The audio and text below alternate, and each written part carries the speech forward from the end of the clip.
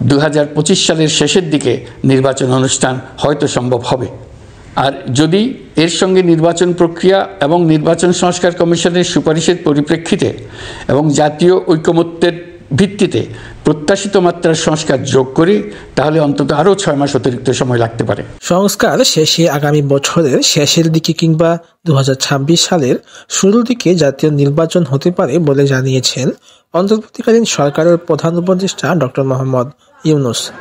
আর যদি এর সঙ্গে নির্বাচন প্রক্রিয়া এবং নির্বাচন সংস্কার কমিশনের সুপারিশের পরিপ্রেক্ষিতে এবং জাতীয় ঐকমত্যের ভিত্তিতে প্রত্যাশিত মাত্রা সংস্কার যোগ করি, তাহলে অন্তত আরও 6 মাস অতিরিক্ত সময় লাগবে বলে জানিয়েছেন তিনি।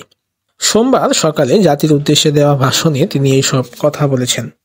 অল্প কিছু সংস্কার করে ভোটার তালিকা নির্ভুলভাবে তৈরি করার ভিত্তিতে নির্বাচন সম্পন্ন করতে হয়, তাহলে 2025 সালের শেষের দিকে নির্বাচন অনুষ্ঠান হয়তো সম্ভব হবে। অন্তর্বর্তীকালীন সরকারের প্রধান উপদেষ্টা ডক্টর মোহাম্মদ ইউনূস এ সময় জানিয়েছেন, গত আগস্ট মাসে দায়িত্ব নেওয়ার পর জাতির উদ্দেশ্যে এটি তার তৃতীয় ভাষণ।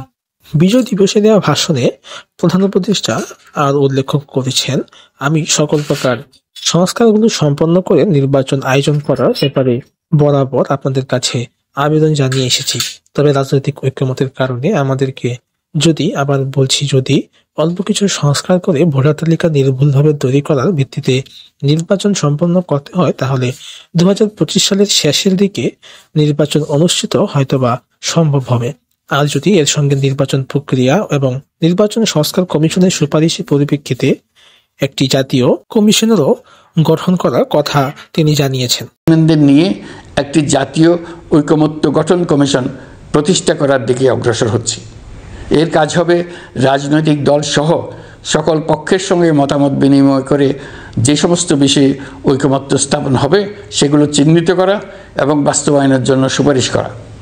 যেহেতু জাতীয় ঐকমত্য প্রতিষ্ঠা করা অন্তর্বর্তীকালীন সরকারের অতি গুরুত্বপূর্ণ দায়িত্ব, তা বিবেচনা করে আমি এই কমিশনের চেয়ারম্যানের দায়িত্ব পালন করব। আমার সাথে এই কমিশনের সহসভাপতির দায়িত্ব পালন করবেন অধ্যাপক আলী রিয়াজ।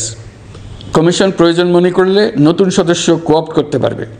প্রথম 6টি কমিশনের চূড়ান্ত প্রতিবেদন পাওয়ার পর আগামী মাসেই জাতীয় ঐকমত্য গঠন কমিশন তার কাজ শুরু করতে পারবে বলে আমি আশা করছি।